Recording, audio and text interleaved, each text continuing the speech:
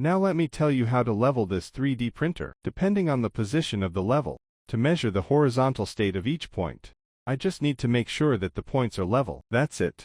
So next, let's demonstrate. We put the level in this position.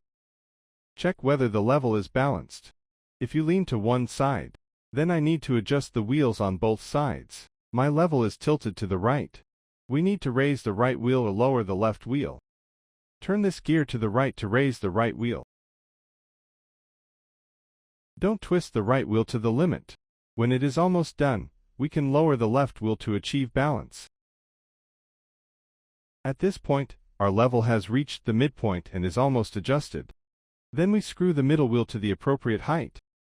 Next, I will demonstrate how to adjust the side level. The rear is too high, so we just need to adjust the rear wheels.